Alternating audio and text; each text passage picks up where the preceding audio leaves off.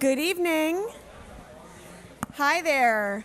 My name is Emily Underwood. I'm Director of Community Programs here at the Missouri History Museum, and I wanted to welcome you to our program tonight and thank you for joining us here. We are just so excited to be here tonight to celebrate the launch of the Mapping LGBTQ St. Louis project. And clap for that. That's an exciting thing. I do want to say thank you to all of the collaborators who worked on the project. That includes the St. Louis LGBT History Project, Washington University in St. Louis, specifically I believe the Divided Cities program, and the State Historical Society of Missouri. So just a little business before we get started. Of course, please go ahead and turn off your cell phones or silence your cell phones. If you get signals down here, feel free to tweet. Also, if you didn't grab any information on your way in, we have a lot of information on the table just outside the auditorium, so please take some of that with you on your way out tonight. That includes our calendar of events. It's always full of interesting things to do. Programs like tonight's, as well as our early childhood, K through 12, and lifelong learning programs are one of the ways that we connect our community, deepen the public's understanding of the relevance of our history, and empower you with information. And it's important to us to share the history of St. Louis's LGBTQ community and other topics as well with as many people as possible. So to do that, we work really hard to keep most of our programs and all of our exhibits completely free to the public. That's made possible, in part by support from the Zoo Museum Tax District, as well as our amazing members and donors. So if we have any members in the room tonight, I want to just take a second and say thank you, because we genuinely do appreciate your support. And for those of you who haven't joined but like the kinds of things we do here, I would encourage you to take a little bit of information home with you tonight and consider supporting our mission with a membership. The other thing you're going to find on the table outside are some brief surveys. And those surveys do not sit on a shelf. We really do use them. We take what you what you tell us, and we use that to shape the content and direction of our programming. So I would very much appreciate it if you would take just a minute or two before you leave tonight to fill one of those out and let us know what you think. And there's a basket outside where you can leave those as well. And then finally, I just want to quickly mention, as the sign at the door says, this program is being recorded tonight for Washington University. None of the audience will actually appear in the recording, only the stage will. And during the Q&A, if you prefer to remain anonymous for any reason, we do have note cards that we can pass around. So if you'd prefer to ask questions that way, that we'll be able to give you a note card during that portion of the night. So with that, I am going to invite Sharon Smith to the lectern. Sharon is our curator of civic and personal identity, and she's going to talk to you a little bit about the LGBTQ Collecting Initiative. So please join me in welcoming Sharon Smith.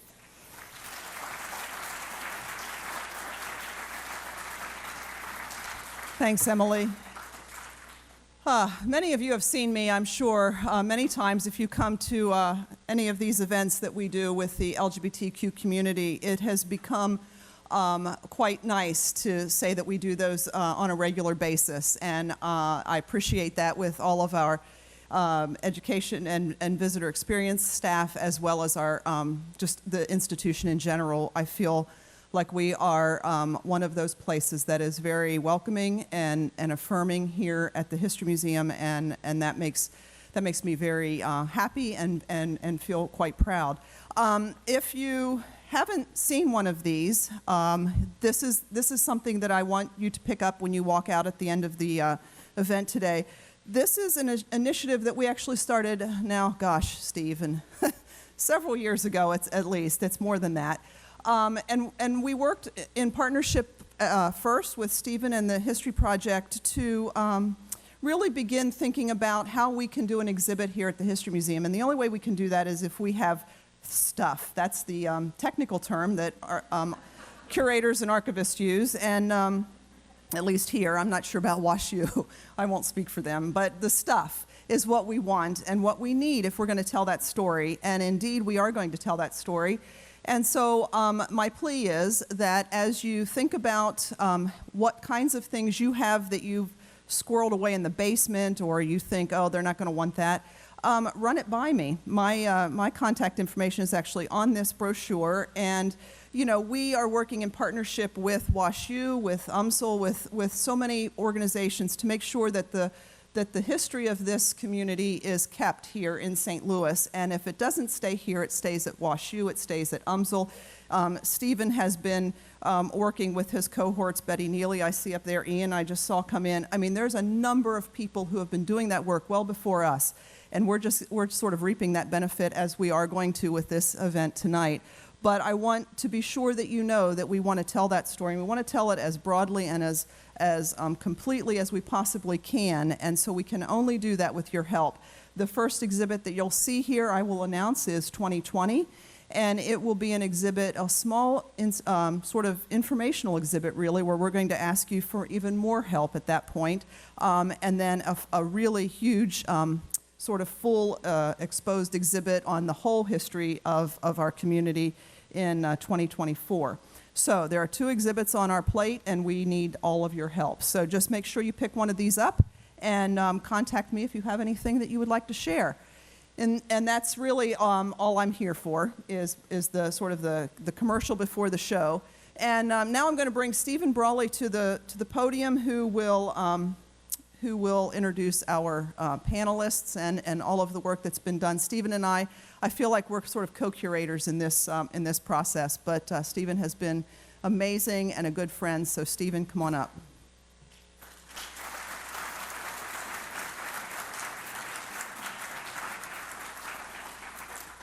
Thank you very much, Sharon.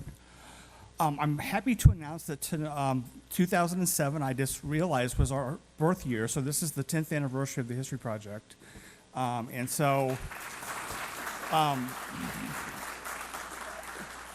It started as a simple blog on LiveJournal for all those that remember LiveJournal back in the day, and it was through that blog that kindred spirits came through Colin Murphy and Darnell, Betty Neely, James Andrus. I'm going to miss people, so I'm going to quit naming names. But as we grew the project, the vision was not to reinvent the wheel and create another large entity in town that was, going to compete for money and resources and honestly not even have the expertise to do the job well. So our first official partnership was with UMSL. Nancy is here. Thank you, Nancy, for the support at the State Historical Society at UMSL in the early days.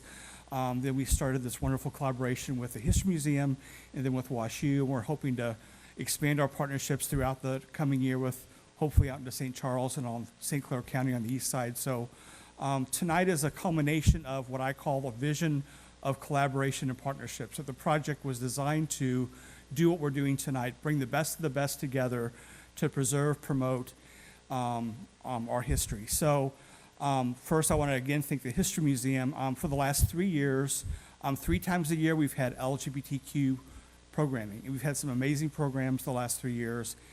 We've had the History of History Month with Rodney Wilson. We've had a talk on female hobos. We've had a very interesting panel last year about 1977 activist event in which the film A Very Natural Thing was shown here in St. Louis as a fundraiser. So tonight is sort of a wonderful 10th anniversary celebration for the project, and we have 3 amazing panelists who are going to share their stories of what it was like to live in a divided city. And that's what I want everyone to take away with my comments tonight. Yes, this is a map about LGBTQI space. However, the original mapping project that Washington University has embarked upon is about racial segregation in our city.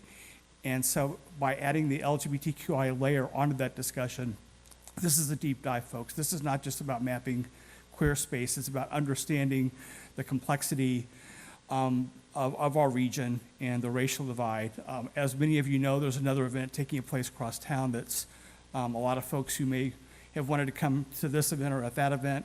So I think it's important for us to understand tonight as we hear from our panelists that we know it's not been easy, and we've had some good days and bad days, and we're hoping that the only way to understand our past legacy and to ensure a brighter future is to really understand. And this map is going to bring a lot of important information to light that many people either didn't know, had forgot about, or that we want to make sure that researchers, whether they're in St. Louis or across the globe because it's a digital map, can learn about. So I want to say thank you to everyone. And I'm now going to turn it over to Andrea Friedman from Washington University, who's been a pioneer and partner in making this happen. And want to thank the entire WashU team. They are amazing. So thank you.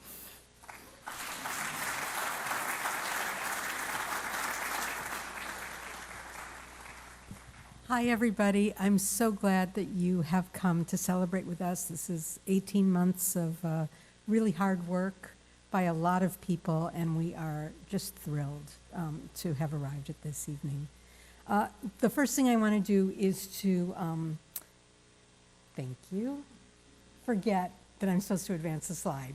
The second thing that I want to do is to extend my thanks to some other people beyond the folks that Steve has mentioned. So on the slide, these are the collaborators in this project.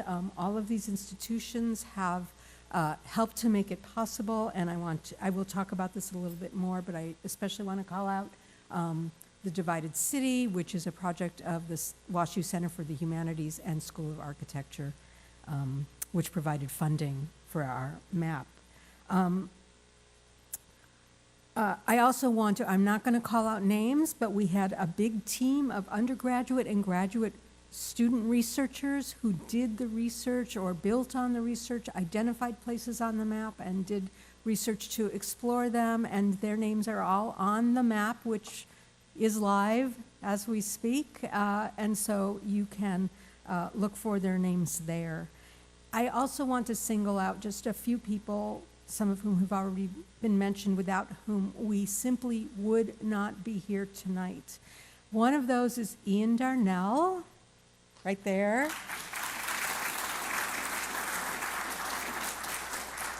Ian is a volunteer with the History Project, and he also is completing his dissertation on race, sexuality, and gender and space in St. Louis, and had an enormous wealth of knowledge that we really relied on. We wouldn't have quite known how to begin, I think, without Ian.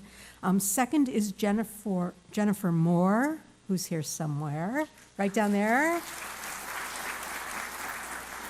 Jennifer is our GIS whiz. She was sending emails last night at 2 a.m. She was, putting the finishing touches on the map at 4:30 this afternoon. She is a goddess, and we are forever in her debt. Thank you. And then Tila Nagusi is here as well. I'm not sure if I said your name correctly, Tila. Tila works at the Center for the Humanities at Washington University, and she was the person who, met all of our kind of questions, managed our budget, helped us get people paid, and has been really helpful too, so thank you to you. I also want to recognize that there are a whole lot of people, many of them in this room tonight, who contributed to this project by doing the research, sharing their own research, sharing their memories, providing us with photographs or their expertise. And I'd like any of you who are here, and I know many of you are here, to stand for a round of applause so that we can thank you. So, Essay is here. Yeah, who else? Betty is here. There's a whole, stand up, stand up. If you gave us anything, stand up. Thank you. Ethel Sawyer is here. And some of you are just too shy, but that's okay. All right, so what I want to do is give just a kind of brief background to this project, and then Miranda is going to talk to you about the process of putting together a historical GIS map, and then we're going to hear from some panelists and have a Q&A. So and I'm going to echo some of what Steve said, the most immediate origins of mapping LGBTQ St. Louis lay in Ferguson, Missouri. The response to Michael Brown's death at the hands of police starkly illustrated the ways in which St. Louis was a city deeply divided, segregated, separated, unequal. In its wake, the Washington University Center for the Humanities and the College of Architecture created the Divided City Initiative, an urban humanities project. Funded by the Mellon Foundation, the Divided City fosters interdisciplinary dialogue and research about urban segregation and its social impacts locally, nationally, and globally.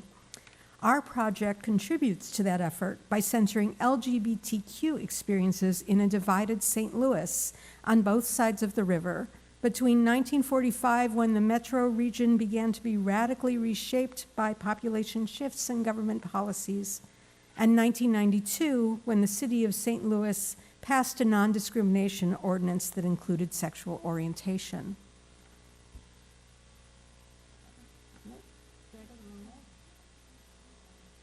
Okay. No, actually, it's supposed to be the one with all the... Yes, there we go. Okay. We have been guided by two goals. One is to document the history of people whose sexual and gender nonconformity has often meant that their experiences have gone unrecorded, unarchived, unheard, and unremarked.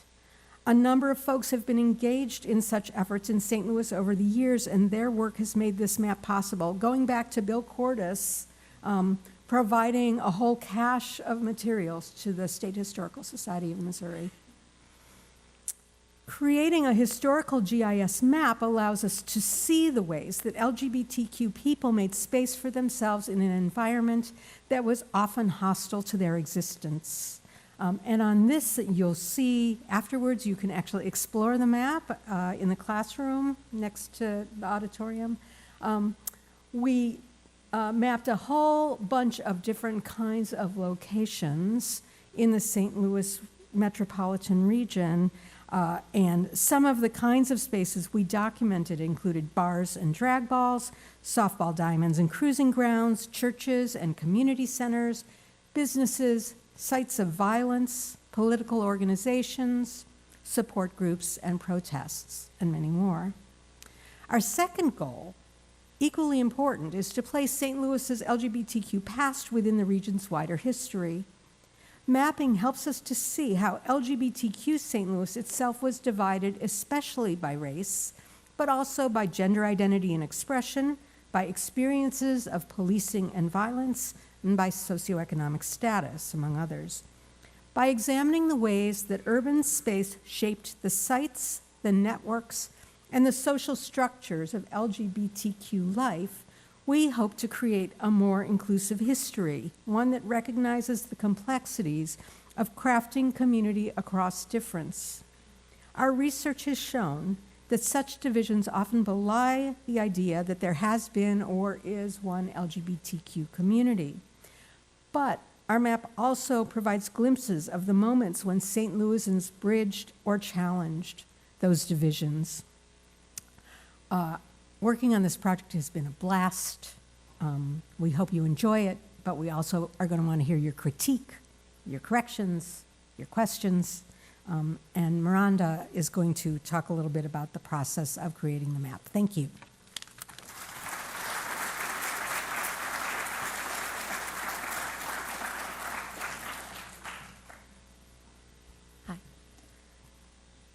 So the map, as we talk about it, is completely a digital project. It is a series of different web pages that allow you to scroll through, stopping at different points. And each of the points that you see on the map in this overview can be clicked on, and you can get more information about them. So that there's listing the dates that the place was open, the type of space, and a little bit about it, some of which we've learned a great deal about, and others we had a wonderful time discovering too much information. We kept discovering wonderful places and saying, it has to go on the map. But we know that there are hundreds of places here, and we hope this will be a jumping off point for students, for other interested researchers, for someone who's just got a particular interest in a subject, to help add on and expand this history. In addition to the overall points of the map, which is the core of what we started with, in itself, that's a very dry table of data. A list of names and addresses and dates doesn't tell you much about the history of a place. So we've also developed guided tours, pages that scroll through by theme, taking you around the map, showing you different places, and thinking about what happened at that space. Who were the people there, what was going on, And we've broken this down into looking at them by looking at beyond the gender binary, looking at sex and sexual spaces. We're looking at race and the impact of segregation. We're also looking at violence, crime, and policing. And then we also look at a timeline of activities, of political actions and organizing, really a very broad view, looking from all the way from the 1940s all the way till 1992. And we're already planning, we have several drafted to add on to this to expand other guided tours in the future. The process of creating Mapping LGBT St. Louis has been a long road. There are not many projects like this. We really discovered that there was a project in the UK, and there was a project in Philadelphia that was somewhat similar, but there really wasn't any others on the scale of what we were doing, and so we had to figure out a lot of it as we went by trial and error. So there's also a page that goes through all of the painful nitty-gritty details. If you are wondering how do you go about finding exact street addresses for 800 different locations, it has some of that detail there, including some of the different historical sources we went to. We also are very cognizant of the fact that there are a lot of places on this map that could definitely use more information. That information is, we're hoping, out there, that someone remembers, someone knows, someone has something. So we've included many, many places on the map. There's a click, please send us feedback. And you may see some areas such as a picture that's missing, where we looked and looked and looked and looked and just simply could not find a photograph of a softball team in the 1950s, when we knew there was a large number of lesbian women in St. Louis who played on that softball team, but we couldn't find a picture of it. We're also very light in the area of bisexual history, which is not unsurprising considering the placement in our overall communities. But I do invite you, if you see that, please don't get frustrated. Please join the effort and help. And we would love to hear from you and your thoughts. So now our part of the boring bit is done. We have 3 gracious panelists who have agreed to come tonight and speak to us a little bit about their experience, and they're going to talk about a few different places which are represented on the map. And so they're going to briefly talk about that, and then we will have time for a Q&A, question and answer session with them afterwards.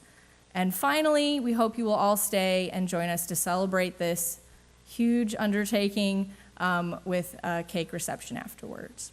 So tonight we have Sherry Williams, who is Sherry White, thank you, as I look at Reese Williams. Sherry White, who is a performer and 2-time winner of the Miss Fanny's Ball. We have Margaret Flowing Johnson, who is an activist in St. Louis and organized in a number of different groups, including Queer Nation. And we have Reese Williams, who is going to talk about his experience at the Zebra Lounge, very popular bar, and also his experience with the organization Blacks Assisting Blacks Against AIDS. So if you can give me a... E-Rice, I'm sorry. Thank you all for your patience. If you give me a round of applause for Sherry.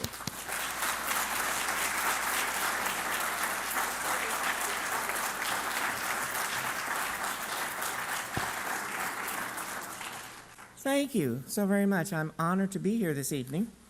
They've asked me to speak a bit about Miss Fanny's Ball. When doing my research, I guess I'm more of a historian than I thought I was. Being an old woman like I am, I lived a lot of it, so now I'm so glad. I'm really, really glad that I'm able to be here and share this with you. Miss Fanny's Ball was called Miss Fanny's Artist Ball, and it originated in the late 1950s, and it was very prominent in the 60s. The promoters of the affair was the Jolly Jesters Social Club.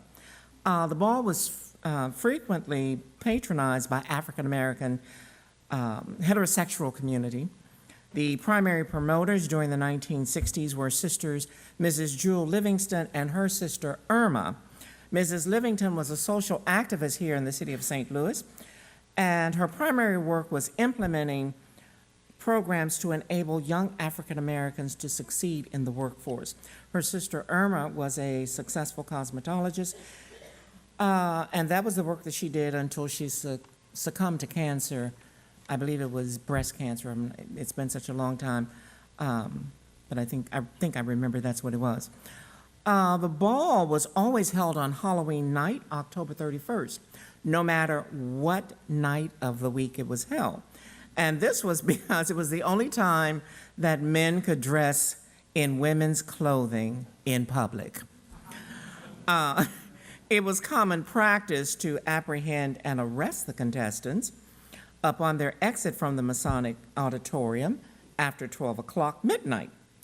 They were hauled into jail and they were sent to court, whereupon they were charged with the term masquerading. I don't have the time to tell you about the time that I was arrested for masquerading, but nonetheless, I experienced that. This policy by the police was also enacted upon other impersonators leaving the bars and parties after 12 midnight. As a matter of fact, one of those arrests led to a civil lawsuit. I believe the Mandrake Society and all of that is affiliated with that lawsuit. Contestants from other citywide balls and contests, they frequented Miss Fanny's ball after attending Caucasian-held affairs, such as the Mandrake Society Ball. A frequent attendee was none other than the Lady Harvey, and the winner of Miss Fanny's Ball in 1966, Jimmy Walker, AKA Betty Davis. Those of us who knew her loved her. She was quite a character. There was a walk-on usually of about 20 contestants, and the contestant that looked the most like a woman was chosen the winner. So, my earliest recollection was in 1962. The contestant who won was Vincent Hope. I have not been able to get a copy of the World newspaper because Vincent was the poster child for that ball for many, many years. No matter who won, Vincent's picture was on the post. I won it in 1971 and in 1976. I'm one of the few contestants who won it. Thank you so very much. I'm one of the few contestants who won it at least twice. Another contestant, one whom I haven't seen in quite a while, was Lloyd Scott. Lloyd won it as well for about 2 or 3 times. That was before I did. So, and I'm going to share this quick story with you about Jimmy Walker. When Jimmy Walker won Miss Fanny's Ball in 1966, it was my first time entering the contest. Being 19 years old, and I really, really wanted to win. But nonetheless, Jimmy came in and all these Caucasian impersonators, and Jimmy won. I took off my shoe, and I threw my shoe. I was at the back of the auditorium, say like from this podium all the way back up to there. Somehow I hit Jimmy in the head with my shoe. Many years later, just before Jimmy died, I said, Jimmy, after I'd come to know him, and I told him what happened, and it was me, and we both had a big laugh. Yeah, but as I said, the contest was based upon the contestant that looked the most like a woman. So here I am. There were other prize categories. Of course, Miss Fanny's, the winner. As I mentioned, Lloyd Scott and myself. There was also the popularity contest, and that went to the audience favorite. That was a person who the audience really, really liked, however, not necessarily the contestant that looked the most like a woman. So they came up with that category. 2 of the most notable people that won that category were Elaine York and Walter Fields. The best dressed for Miss Fanny's, which was another category, I won that in 1975.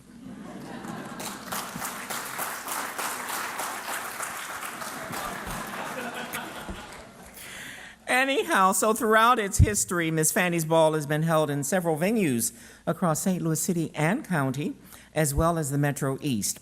It was originally held 4500 Olive Boulevard, as you can see from the photo on the map, and that building is still standing today. The Jolly Jesters held it there. Then that ball, after they stopped doing that, after Jewel and Irma were no longer affiliated with it, the ball was promoted by several other promoters. It was also held at the Charles R. Shaw Hall on 3110 North Union Boulevard. This was in the late 1980s, and it was held by local cosmetologist Miss Marilyn Saunders. She held Miss Fanny's Ball there for several years. She's the sister, well, she was the sister of Lamont McLemore of the singing group The Fifth Dimensions. The winner of the 1986 ball, whom I crowned, was Jasmine Alexander. In 1987, the winner was none other than Miss Alexis Principal. Many of you, I'm sure, know what a fantastic entertainer she is. It was also held at Consul Plaza on the site of St. Louis University, right there where the Starbucks is and the new student housing there. It was also held at the Sheldon Concert Hall. The promoter at that time was none other than Vicky Valentino. It also was held in about several other places in the 6300 block of West Florissant at the Imperial Ballroom, which was owned by Mr. George Edict, and also the spot where Ike and Tina Turner performed on many occasions. It was also held at the Northland Shopping Center, which is now the Buzz Westfall Shopping Center. It is now held at the Ambassador, which is on Halls Ferry at Lucas and Hunt. The promoters from 1998 until now was local radio personality Lou Times Jr., also known as The Real JR, the co-sponsors Bubbling Brown Sugar, and hosted by Vicky Valentino, and that ball is still going on to this day. As a matter of fact, the ball will be held, I think it's November 2nd. We no longer have to have it on Halloween night because it's not illegal anymore to masquerade. Okay?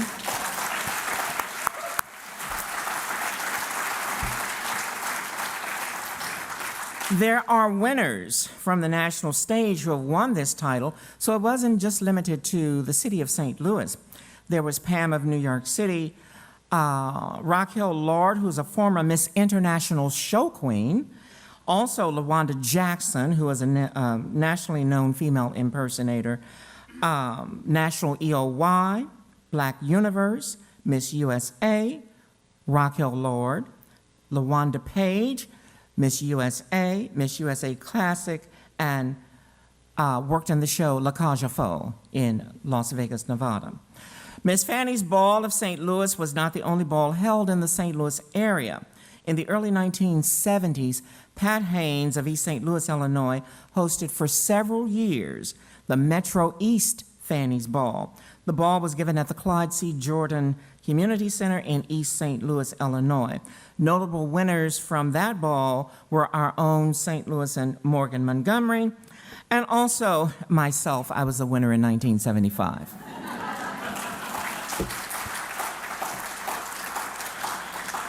I would be remiss if I did not pass on this bit of LGBT history that has helped shape the entertainer that I am today.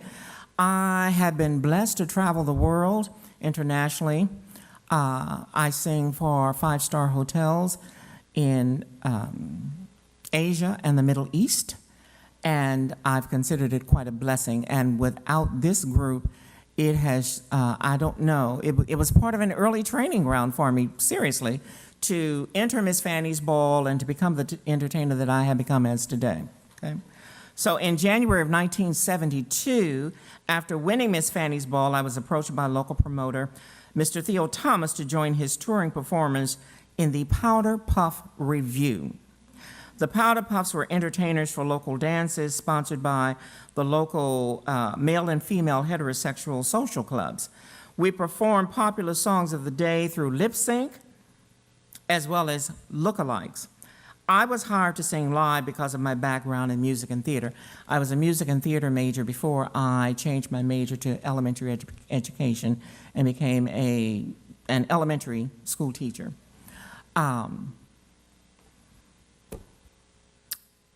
to this day, I'm thankful for that as well. I truly have been blessed to have been born a boy and able to live my life as I do to this day, because there are so many who have not gotten to enjoy that privilege. Several of my fellow entertainers would later become winners of Miss Fanny's Artist Ball, notably Jan Hollis, Michelle Doss, Carol Yvonne, Jackie Wells, and photos of these entertainers you can find in the book, Mr. Stephen Brawley's History, which is an absolutely wonderful publication. Miss Fanny's Ball has been ongoing in St. Louis LGBT community for more than half a century. That's a long time. And it's going on at least 60 years now, I think at least 60, maybe closer to 75. But notably, the ball has been and is and will continue to be a mainstay in the St. Louis LGBT community. So I would like to thank the project and all of you for this opportunity to give you a short, brief history of my knowledge of Miss Fanny's Ball and its impact on the LGBT community in the city of St. Louis. Thank you so much.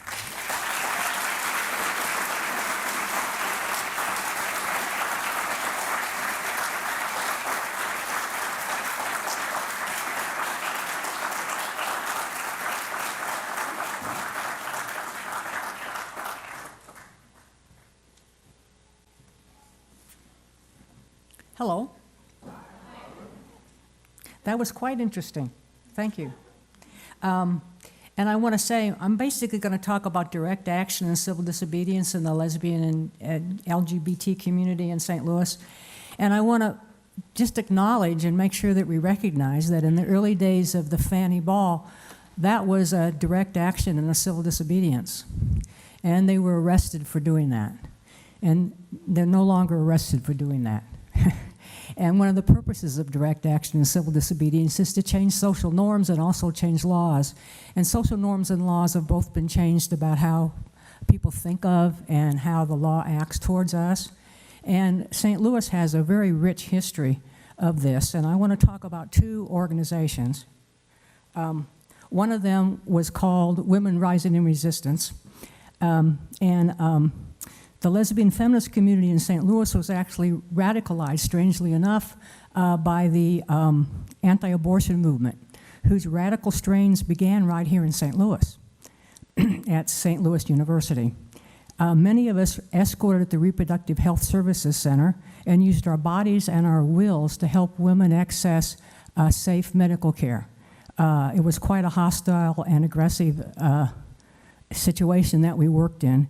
And that is where we first had our training in nonviolence, and we realized that the police would not protect women and would not protect lesbian and gay people, and that's where we forged our original strong bonds. In 1985 of November, we created an organization called Women Rising in Resistance, and women, of course, was a euphemism for lesbians. And as you know, back then we were women, not lesbians. And now, of course, we're both.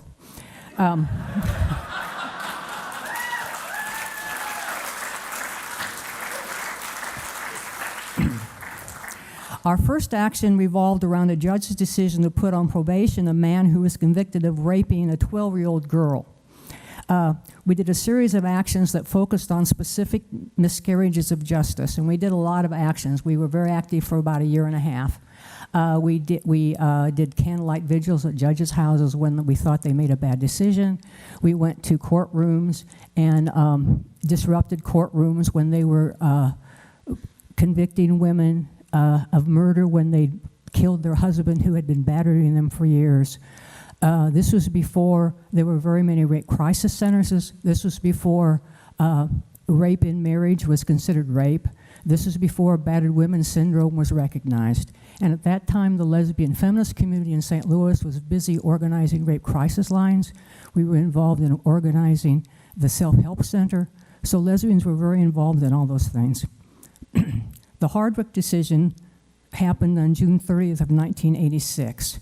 And that decision, hopefully you all know what that decision was, but that decision was a decision which basically said that sodomy was illegal. It happened in Texas, and that policemen could go into men's bedroom and arrest them when they were having sex together. I heard about that decision on the way home on a Friday evening, and I was furious because I did not even know that that was a Supreme Court case. That's the position we were in back then in 1986. That decision had been held by the Supreme Court, and I didn't even know about it. There was no media coverage of it at all. But NPR just mentioned this decision had been made. When I got home, I was furious, and I ran and raved to my partner, Marcia, who's here this evening, and she was also a member of Women Rising and Resistance. And so we decided that Women Rising and Resistance should do an action. So we implemented our phone tree. Remember phone trees? We implemented our phone tree. I called Jim Thomas, who was the editor of the Gay News Telegraph in St. Louis, because he could get a hold of the men, because we were an all-women's group. And we had an action at the old courthouse the next evening about this particular decision. And I'm proud to say that St. Louis is the first place that I know of where there was an action about the Hardwick decision in the United States. And we used the name Lesbians Rising in Resistance on the press release because we had not reached consensus in the Women Rising in Resistance group to have the action. And there were some closeted lesbians in Women Rising in Resistance, and they were very upset by that decision. And in fact, the Hardwick demonstration signaled the demise of Women Rising in Resistance because it completely broke the group apart. So Women Rising in Resistance didn't have another action, a very sad thing that happened with that. But it was a lesson about being in the closet, among other things. Also, when you use consensus, you shouldn't lie about it. But you know, we did use the name Lesbians Rising Resistance in the press release, but the press people recognized me because I'd been a spokeswoman, and they said, "What are you doing? We know who you are." So they put Women Rising Resistance in the newspaper, and that got rid of us. So in 1991, Marcia Levin, my partner, and John Cohen started Queer Nation St. Louis. And we were soon joined by Brad Graham, who was a young man who knew all about media, knew all about publicity, knew all about computers, which in 1991 we weren't very good at. I wasn't very good at. So anyway, we decided to form St. Louis Queer Nation. And we had a first meeting at the World Community Center in the basement. How many were in Queer Nation? How many ever came to Queer Nation Action? I see a lot of people. We met in the basement of World Community Center, which was filled with old, musty furniture, and we would fill that place up. I mean, we would have so many people there it would barely hold us. But we had a lot of actions. Our first action, interestingly enough, was at the Galleria, where we did just a visibility action. We were there the day the Galleria opened, and we were wearing Queer Nation St. Louis sashes and walking around the Galleria holding hands. It was lovely. And nobody arrested us or beat us up or anything. I mean, the police were much kinder then, apparently. So the one action, I'm sorry I'm having trouble because I had some work with my eyes and I can't figure out whether to use my glasses or not. Our biggest actions, we had two big actions. One of them was at Cracker Barrel. Cracker Barrel was a franchise restaurant from Tennessee that was just beginning to spread northward. And they had an actual explicit policy of firing lesbian, gay, and bisexual people. Their policy actually read, "It is inconsistent with our values to continue to employ individuals whose sexual preference fail to demonstrate normal heterosexual values." And they had fired a woman who was a chef at one of the restaurants. She'd been there for 10 years. They discovered she was a lesbian. They fired her. And this happened I think in Atlanta. And so Atlanta started having actions, and we joined them. So we would meet in a parking lot across from Magnolia and Pool there. The restaurant was actually in Caseyville, Illinois. We would carpool there, and we would enter in small groups, 2s or 3s. We always did this on a Sunday. And we would wait, because Sundays when Cracker Barrel was really busy, right? So we would get the Cracker Barrel, and we would fill up as many tables as we could, and I would always be the last person to sit down. And when I got into my table, I would stand up, and we would put a coronation button on. I see someone here, Nancy has her coronation buttons on tonight. We would put our coronation button on. We would all put a $5 bill on the table, and we would call our waiter over. At this point, we'd had ordered coffee, and we would say, "This is a sip-in." And we are not going to order any food, but we are here to let you know that we're very unhappy with the corporation's decision to fire lesbian and gay people. And we would sit there as long as we could, and eventually, of course, they would throw us out, and the minute the police came, we would just get up and leave. And at the same time, by the way, we would have people outside the store picketing and leafleting all the people come in. We would completely disrupt their business on a Sunday, totally disrupt it. It was great.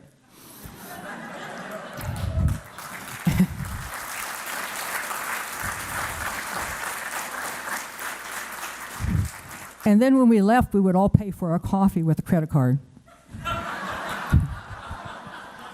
So, and then strangely enough, one day we had 5 people arrested. On September 22nd, 1991, they arrested 5 people. They were actually leaving the restaurant, and they were arrested anyway. It was pouring down rain. And David Hubert and Mark Reed were the only people that refused to pay anything for it and took it all the way to court. And when it got to court, it was clear that they had no evidence. The prosecutor didn't even know what to say. The judge dismissed the case immediately. But it was the first case about the Cracker Barrel resistance that reached the courtroom. And then, yeah, it was good. Thank you. And our biggest action, and we did actions all over St. Louis, and I can't even begin to tell you how much fun it was. Coronation was just a ball. We just had a great time. And the biggest action we did was on Easter Sunday at the main cathedral on Easter Sunday in April of 1992. It was a coalition action between Queer Nation, ACT UP, and Catholics for Choice. And we had an enormous turnout for the first planning meeting, over 100 people at the EFA office, Effort for AIDS office. And Dignity, which is a Catholic organization that was worked with the cathedral, objected to the inclusion of abortion rights in the action. And the lesbians said that the issue was non-negotiable. We absolutely said we would not be involved in the action unless abortion rights was included. And I have to say at this point that at that point in our history, the lesbians were the ones that kind of had the experience and the knowledge to do civil disobedience and direct actions. And then members of ACT UP supported us. So at the next meeting, I gave a presentation on abortion rights and connected them to the broader issues of sexual repression and persecution. And you have to understand that abortion rights are absolutely connected to our freedom as people that are not heterosexual and that don't fit the norms. That abortion rights is essential for us all to support.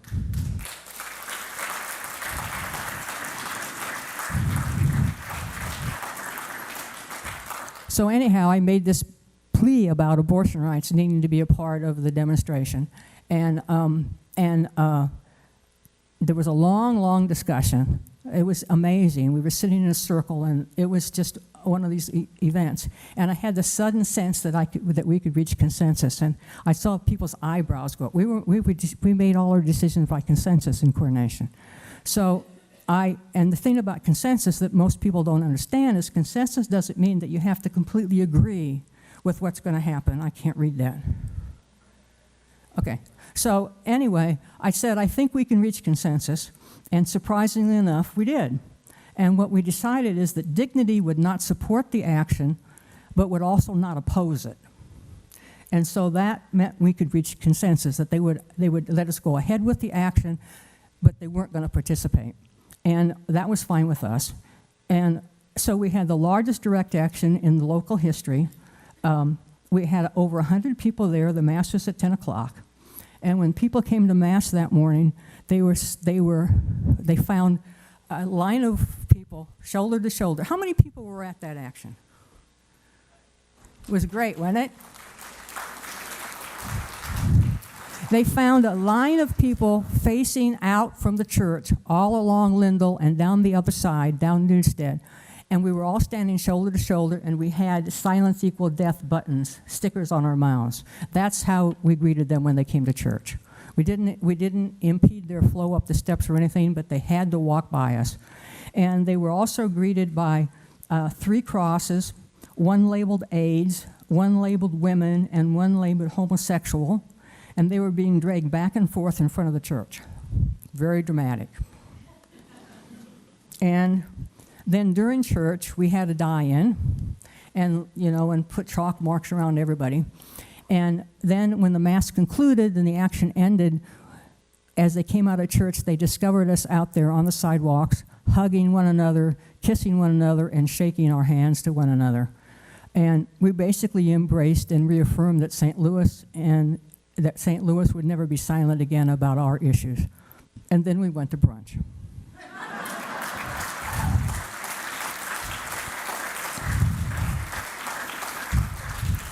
And here's the thing. We got absolutely no media coverage for this event at all. Nobody covered it. And I think I'm done. I don't know. You held the thing up a while ago. She's going this way. Thank you very much.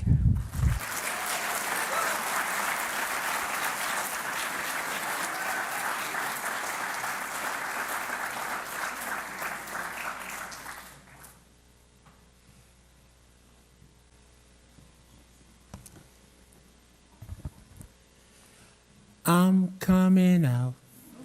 I want the world to know. Got to let it show. The year was 1980, and Diana Ross was #1 for, I think, about 9 weeks with I'm Coming Out. I was 15 years old, going on 16, and I knew that that was my song. That song spoke to me. I discovered the Zebra Lounge from a couple of friends who were also coming out. As I said, the year was 1980, and one Saturday night I decided I'm going to make that move. So I put on my clothes, and I decided I was going to catch a cab to the Zebra Lounge. Mind you, I lived on Page, which wasn't very far from Olive, but I had to catch a cab.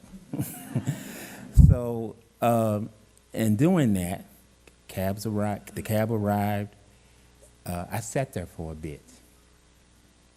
The driver said, "So are you getting out or what?" And I finally got out.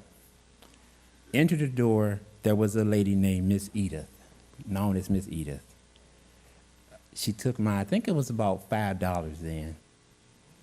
Took my $5 and asked me, "Baby, how old are you?" I said, "I'm 21.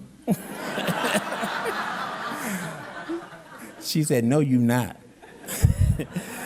She said, "I better not see you drinking anything." And she didn't have to worry about that because I don't drink anyway. As I entered the door, though, as I gave her my money, what song was playing? I'm coming out. I want the world to know. So I knew this was my night because this was my song. And what I didn't know was that the rest of my life would be about discovery. And what I discovered, like in 1987, was that even though I found myself, what I believed at that time to be, becoming a part of a welcoming community in terms of the LGBTQ community, it was also a divisive one. So divisive that in 1987, there was a group of us who started a social group called Chain Reaction Incorporated, because we wanted to develop spaces for us, because we didn't see those spaces when we went to other places. I remember there was a bookstore on Vanderbilt, I think called Our World 2.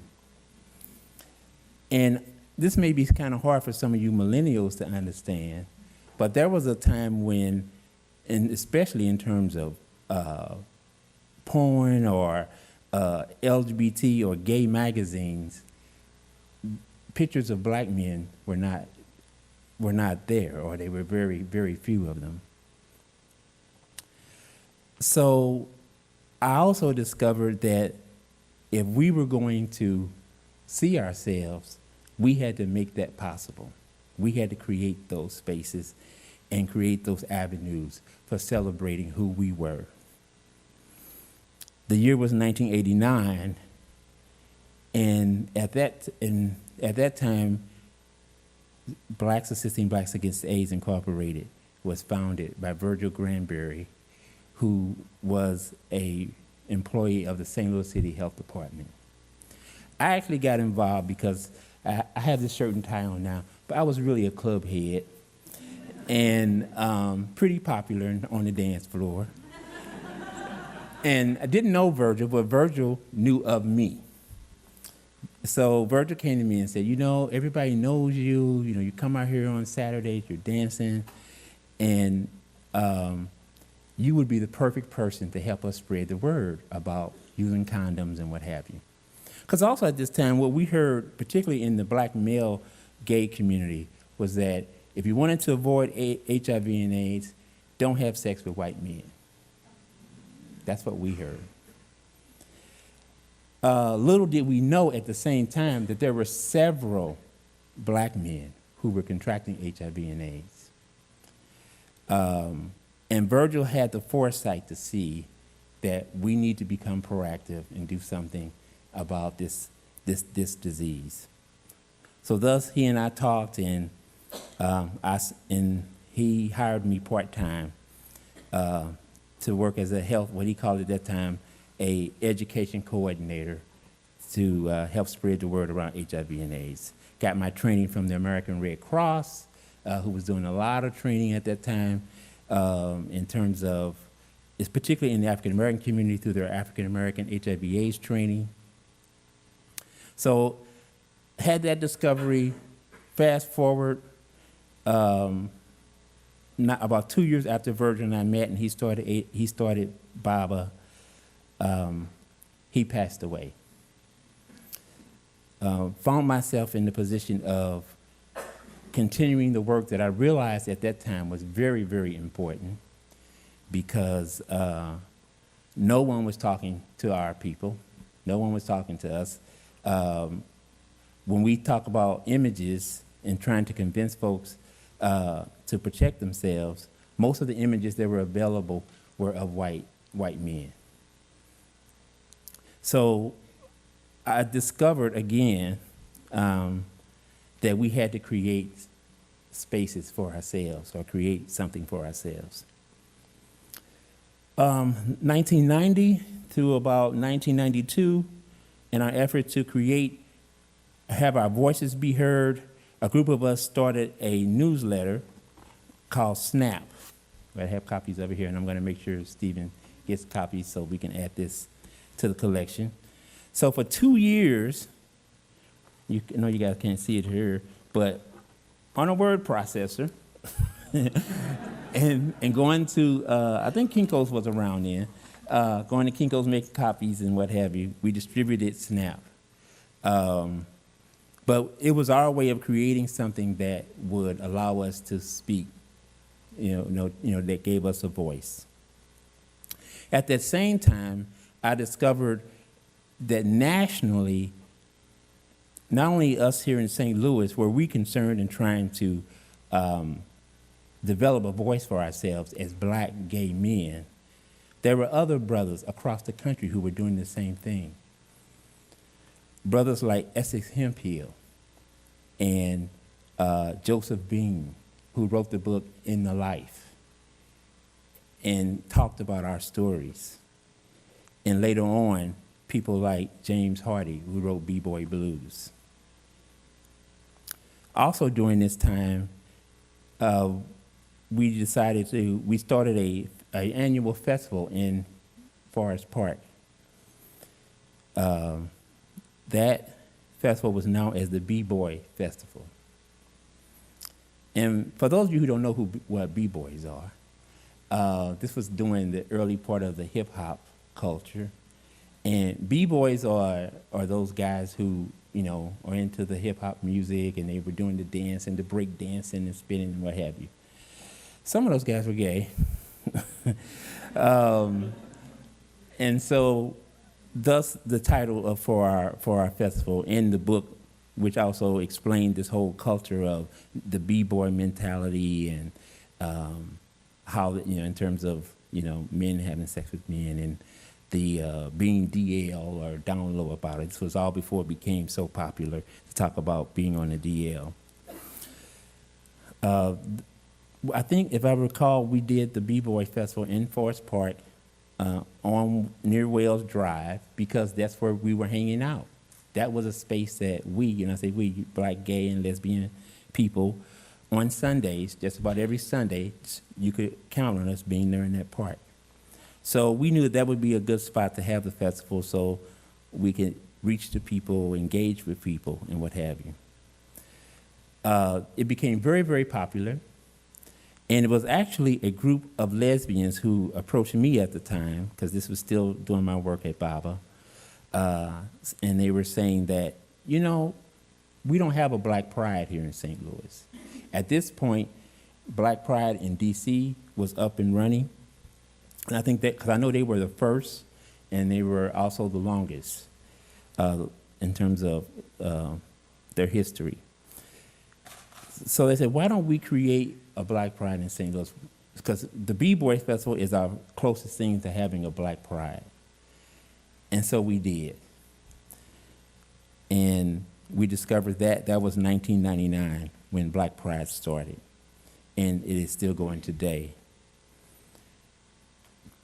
Before that, I kind of skipped a year, we also discovered, again, trying to create spaces for ourselves and discovering places in the community. There was an organization, I didn't have anything to do with it in terms of creating it. This one I didn't. But it was called Love Our Children Incorporated. They became a 501c3 organization. And at that time, their primary purpose was holding events to raise money to pay for funerals of people who died from HIV and AIDS. So again, we were trying to take care of ourselves. 1993, there was another social group that started called Umoja. And it was a community of African-American lesbians and gays, which had diverse backgrounds. There were teachers, lawyers. Actually, some of you may know Rudy Nickens, who was asked to be here tonight, but had some family issues and couldn't make it. But that's how he and I met, was through Umoja, and he became my mentor. Because again, what I discovered was that no matter how well educated you were or how much money you had, if you were black and if you happened to be gay or lesbian, you still wanted to connect with your people.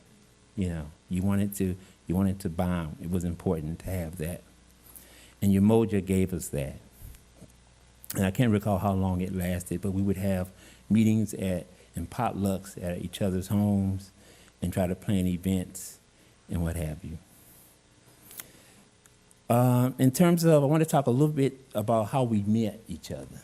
When I say we, I'm talking again about black gay men, how we met and interacted, because that was a big part of my discovery, a big part of my life in terms of being black and gay here in St. Louis. There was an area that we used to call the Beat. And the Beat was in Grandel Square, right where the health department used to be near Samuel Shepherd, not very far from, oh, I have 1 minute? Wow, 10 minutes, quick. Okay, not very far from the bathhouse. And I discovered that guys were cruising there and meeting each other and hooking up. And it was all good, clean fun until something called crack came along, and because of that, it became pretty dangerous because people were getting robbed and beat up and what have you. So the beat didn't last very long. I think it started to go down when the Riverfront Times did a story on the beat. So after that, everybody knew about it. Yeah, I don't know our secret. So that was that. Real quick, only got 1 minute left. Discovered Club 747, which was formerly the Spirits Club, also the Spirits Club. 747 was a welcoming space, particularly for black lesbians and some black men. 747 was also the sponsors of the Father's Day picnic that happened every Father's Day weekend for black LGBT people. Before I end, I want to say this.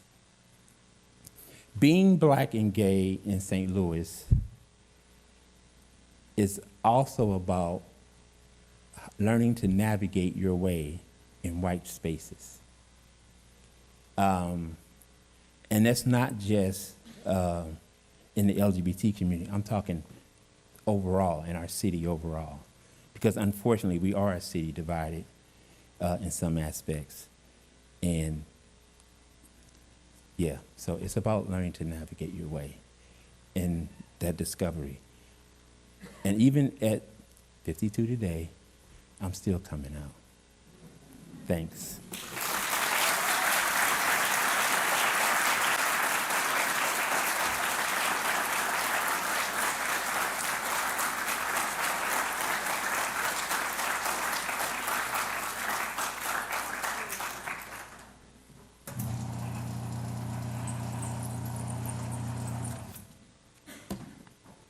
So wasn't that fabulous? That was so fabulous.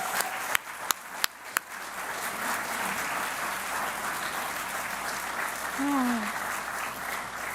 Yeah, that was great. I want to recognize our sign language interpreter, whose name I don't know, who has done such a great job.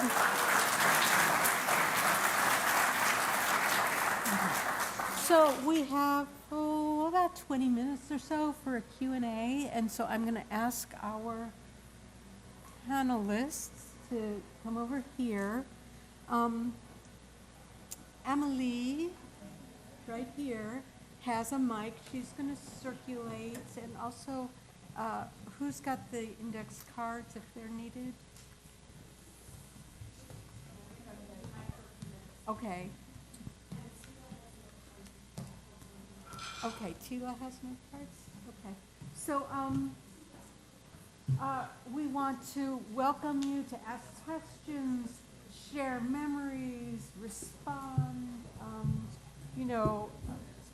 Can you hear me without the mic? No? Okay. We'd like to invite you to ask questions, respond, share memories, whatever you'd like. There is a microphone circulating. You can raise your hand if you'd like to ask a question. Tila here has note cards if you'd rather write your question and have it read by someone. So, who's going to be first?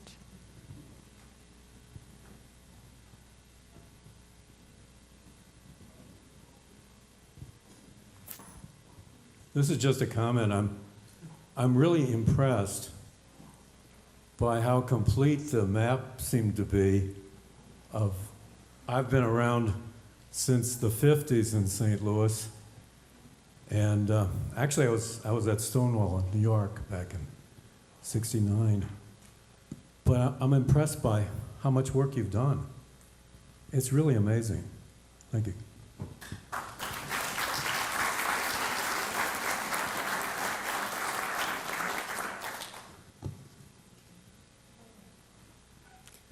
Memories of any of the events that were described here? Questions? Comments? Things we've missed? Things we've got? Oh, here's one. Miranda, right down here.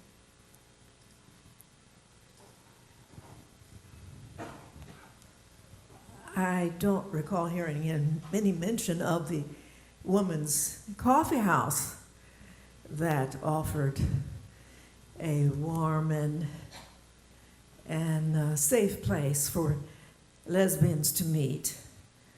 I remember my first visit going down, I thought, here I am, I'm going down a dark alley, found a place to park my car, and I was pretty sure where this stairway was, and I climbed up to this dark stairways, and I thought, well, here you are in the alley.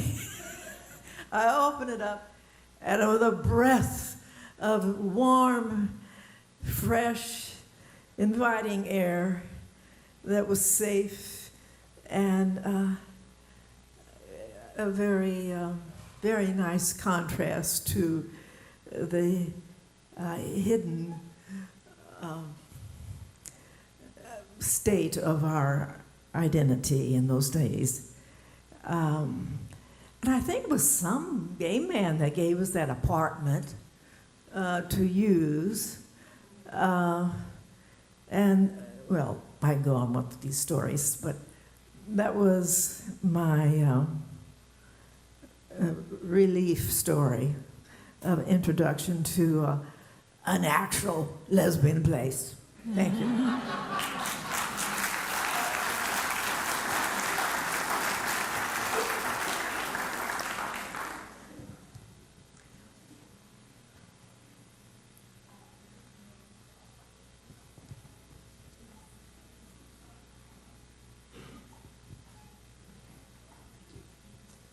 I'd like to ask Ms. White, we have the idea that the Black community might not be as accepting of gay people, and yet Ms. Fanny's developed this great meeting space for gay men. And you said heterosexual people were there. How did that work? How was it accepted? How is it accepted? How was it accepted at that time? I can't really say that it was accepted. I was really a mere child at that time. I was barely a teenager, but we still had that stigma of being punks, sissies, and more often than not, a lot of the heterosexual community that was there, they would come out to see. The freak show, that was pretty much the way that it was looked at. I remember my second time there, which was like about 1967. I sneaked there, and I was back in the back and getting dressed, or I was already dressed when I got there, but my mother's brother-in-law looked down the corridor at me, and he didn't know who I was, but he was trying to talk to me. So there were a lot of down low men, just as there is today. Then there were quite a few of them back then. But yeah, it was looked upon, you were a freak, and you were a punk, or you were a sissy, and you were to be beaten, scorned, bullied, what have you. And growing up, I went through a lot of that even in high school. So thankfully, I made it through and served some time in the U.S. Air Force. I'm thankful that I did that. So, yeah. Okay. Is that? Yeah. Okay.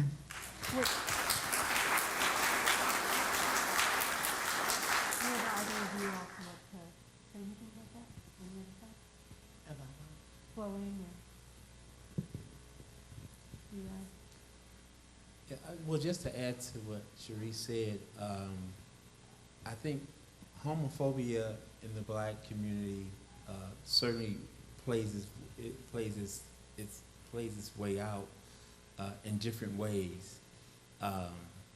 Because I can also recall where the Zebra Lounge was located, there was also a housing project called the Lgbt Town. And some of the straight guys would come to the Zebra Lounge and really harass some of us afterwards. and some of them probably even connected with some people afterwards. I remember being chased one night. My friend and John and I, some guys were throwing rocks at us, you know, and we had, you know, and I ended up running home. But, and that was a traumatic experience for me, you know, because mind you, I was only 16 or so.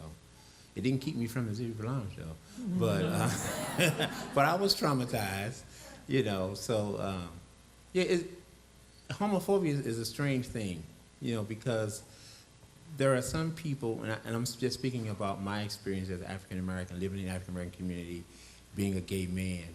There are some people who are very accept in terms of, you know, your lifestyle or who you are, and then there are others who are not, and they mainly are not based on religion, not because they know anything about you or, you know, they know anything about your you know, your life or how you, about your identity and what that means, but just from what they've been taught and they've been hurt by, you know. So yeah. Yeah, I can, am I on? Mm-hmm. Yep. Okay. I can tell a personal story about that. I went to a discussion at Washington University one time about the book and the Alice Walker book, Purple. The Color Purple, thank you. I couldn't remember the rest of it. The Color Purple. And there is a lesbian, an African-American lesbian in the book. And so it was a discussion of the book by all African-American professors and stuff at WashU about the book. And I went, and most of the audience was African-American, and there were some white women there, and most of the white women were lesbians, lesbian feminists. And during the discussion of the book, somebody stood up and said, and in fact it was somebody heavily involved with the St. Louis American, the African-American newspaper in St. Louis, and if you don't read that newspaper, you should, because that's where you really find out what's happening with the current movement in St. Louis, is through the St. Louis American newspaper. Get it online. It's amazing to read what's really happening with that movement. So anyway, back to the story. So this guy stands up and says, he was furious, and he says, there just are not any African-American lesbians, and he went on and on about it. Well, when I had come in, I had seen a lot of African-American lesbian friends in the audience, and we'd like nodded at one another, right? So I look at their faces, and of course they're like horrified and stone-faced, and I sat there for a minute, and I realized, of course, they weren't going to get up and say anything because they were afraid to. So I stood up, and and I said, it's obvious I'm white, but what isn't obvious is that I'm a lesbian, and I want you to know that I have a lot of good friends in this community who are lesbians and are African American, and that your community is so, and the reason why you don't know that they're lesbians is because you are so homophobic that they are afraid to come out to you and your family. And I sat down. So that's my personal story. And I kind of used my privilege, right, as a white person to be able to do that because it wasn't my intimate community. They could dislike me, but it wouldn't hurt me personally because they weren't my family. And having said that, I want to just say something about this current movement in St. Louis. The Black Lives Movement actually started in Florida. It was started by 3 African-American lesbians after Trayvon Martin was murdered. The leadership, much of the leadership in the St. Louis area are African-American, gay men, transgendered men and women, and lesbians. They're very involved in the movement. The movement is very intersectional. A lot of you may have missed the absolute joy of being in something like Queer Nation or Women Rising in Resistance, because the joy that you get being immersed in a community that's fighting for justice is something that you should experience in your lifetime. So I encourage you to get involved in the current movement. It is an internationally recognized movement. It's really having an impact in St. Louis and, in fact, nationally and internationally. You don't want to miss it. You really don't want to miss it. So I just encourage you to get involved. Come to some of the protests. We call them protests, but in many ways they're a celebration of a community.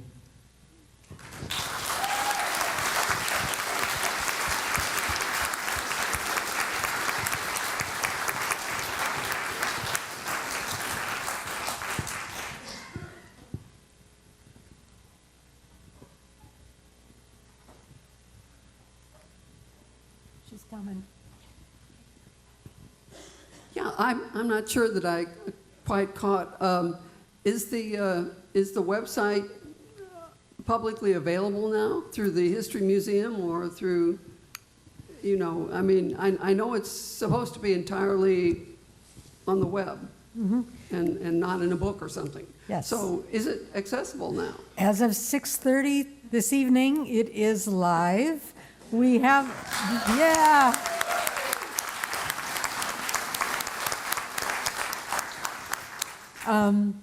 We have a slide with the, do we have a card with the? Yeah, there are cards when we have the reception with the URL, and we hope that you will look at it, that you will give us feedback.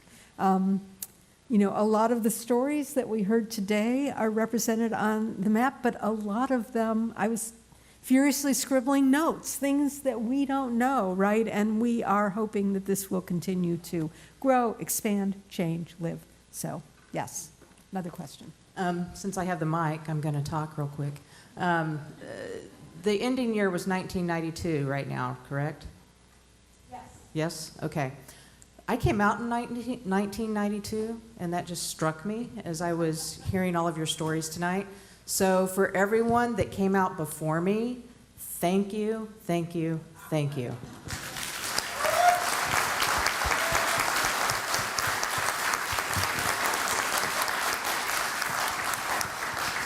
For those that are coming out now, thank you, thank you, thank you. And finally, Black Lives Matter.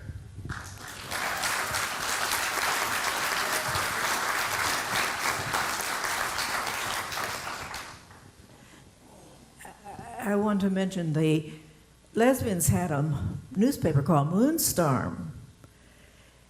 And we gathered, in our gathering, we decided maybe we needed some information on how to handle the police because we kept hearing these stories. So a group of us got together and did a little pamphlet. Should you be approached by the police, what would you do? And one of the most obvious things is to notice the name tag on the policeman's vest, to get his name and address him politely with that name, and to remember that name, and to answer the questions. And when we changed our place of coffee house, we even had one of the people go down to the police station to tell them that that was happening, and that this used to be a bar, and now it was going to be a coffee house. And we had the captain's name, and of course 2 policemen, plainclothesmen, approached us as we were moving in and cleaning up. And the one who had gone down to the captain in that precinct identified herself and that she had talked with the captain, and then they knew about this place. And now one of our members got a little upset, and we had to calm her down. And we simply looked at the name tag and spoke that we'd already given them information. We weren't opening a bar. We were transforming it into a coffee house, and that the captain already knew. And the 2 patrolmen, who were a little bit intimidated by all these women, calmed down. And they threatened that one woman who was getting upset, taking her down. You can answer this at the police station if you wish. And we calmed her down, and it just dissolved, and we could go about our business. So we had our little pamphlet. Please look at the policeman's identification and reply courteously. Thank you.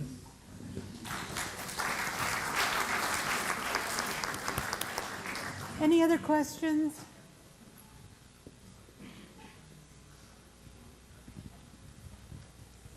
You mentioned Rudy Nickens, who was one of the co-owners of the Sunshine Inn, which I'm sure many in this audience remember very fondly. I think it was 1991. I think it was 1991 or 92 we had a meeting there, the first ACT UP meeting at Sunshine Inn. And I want to say there was like 100 people in that room. The Sunshine Inn wasn't that large of a space. So I'm just wondering if there's anyone here in the audience that was at that meeting besides myself. Margaret, you were there, weren't you? Yeah. I was there. Yeah. Yeah. We had a lot of meetings in Sunshine Inn. Oh, cool. That's cool. No, I was just, she was raising her hand. I think There we was have- another. I think you have one more question in the back.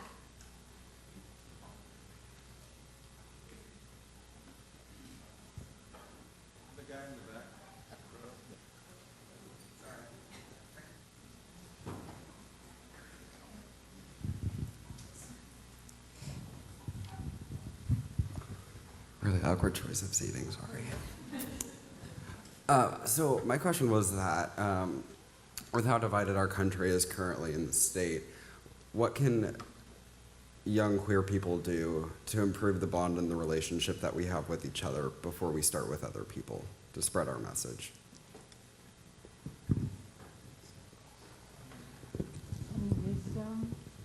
That's a very good question. Not that I'm that old, but I would say that, because this is what worked for me, just really moving out of my comfortable space and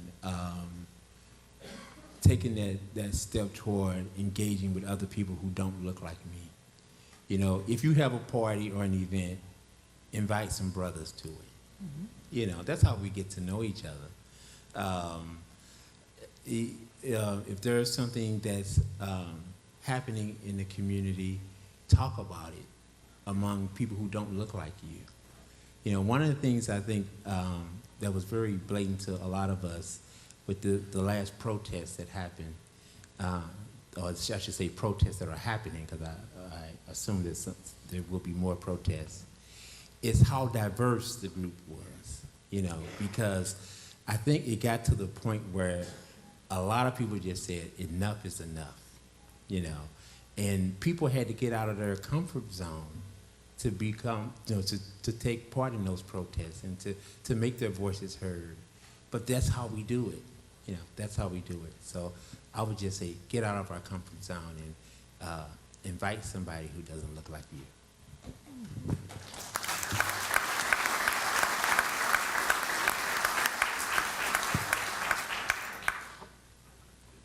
Anything else? Yeah, I certainly agree with that. We've been so divided in St. Louis for so long, and one of the buzzwords in the current movement is intersectionality, which feminists have talked about for decades, but that term is new, relatively new at least. And what we need to realize is there are so many things wrong right now. And here in St. Louis, they're really hitting us in the face. The injustice system, the racism, the sexism, I mean, you know, I could just talk, I could do a litany, I'm not gonna bother. But the thing is that all those things are connected. The system that is in place the system always adjusts. If a movement is really successful, the system will adjust enough to give the movement just enough what it needs so that the movement kind of goes away. So that the system is just really smart. And what we need to recognize is that if we're working on an issue and we seem to be making headway, that's good. But there are other issues that at the same time aren't making headway, and we have to look at all the connections. And the current movement is so strong because it looks at those connections. And the thing that keeps us apart are the things that scare us. And the things that scare us are things that aren't us. So what you said is exactly right, Aries. We need to reach out to people that look different than us, that aren't educated in the same way we are. We need to not allow the current administration to keep us apart from one another, because that's the whole gig. That's his entire gig, is to separate us, to say they're over there and you're over there and you can't talk to one another. So let's stop calling one another names. Let's stop taking in what the real fake media is feeding to us, right? And let's get together. And again, St. Louis, you may not believe this, but please do believe this. St. Louis is the absolutely center of the movement that can save this country. It absolutely is. So, I mean, it's fucking exciting. How can you not be excited living in this city right now? So get out of your, let's find a way to get involved. It can be something little. Find a way to put a Black Lives Matter sign in your front yard, Something little. And the reason why Black Lives, I'm part of the group that started the Black Lives Matter sign project in St. Louis. We have 8,000 signs in St. Louis now. We're starting to get them way out in the county, okay? And the purpose of that sign is to start a conversation with your neighbors. And it does that. You put a Black Lives Matter sign in your yard, and your neighbors are going to go, depending on where you live, right? So, especially white people, put that sign in your yard, and then talk to your neighbors about it. It's absolutely amazing what happens. We have to have conversations. Conversations is where it's at. I just want to quickly add, I was reading an article, I think it was yesterday or day before, and the article was about interracial marriage. And one of the reasons why the author felt that interracial marriage was a good thing was because it broadens one's perspective of different cultures and life's experiences. As a former teacher, I have to say that I believe it all begins with our youth. There are many gay youth that are not exposed to the cultures of other races. So in order to really make that happen, I believe that it begins there. So, I'm old. I'm still kind of stuck with some of my biases. Those have been changing. I mean, I've married white men. I've dated white men. But always in the back of my mind, I've always wanted to be with where you want to go, where everybody knows your name and everybody looks like you, so forth. Well, that's all fine and wonderful. But as I said, I've been so blessed to travel the world as an international singer, and I have really learned about different cultures and other people's way of life. So if I can learn to change my perspective, and I'm 70 years old. Yeah. Okay. Yeah. I'm blessed to be 70 years old. Thank you. I normally don't tell my age, but I'm just at a point in life I don't give a damn anymore. I just don't. I don't care who knows me or what they think they know about me. Being a former teacher, like I said, it all begins with our youth. So if all of you take under your wings someone that's coming out and you instill this in them that, you get to, as Eli said, excellently, Margaret, excellently. That's where it begins. It's that training that they receive as youngsters that will help change our perspective of each other's cultures.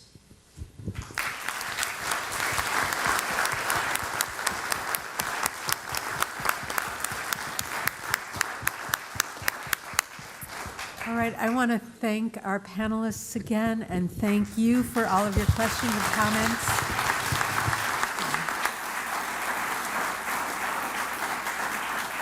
Thank you. Please join us for cake and cupcakes and sugar and also explore the map. Find us if you have any questions, and thanks very much.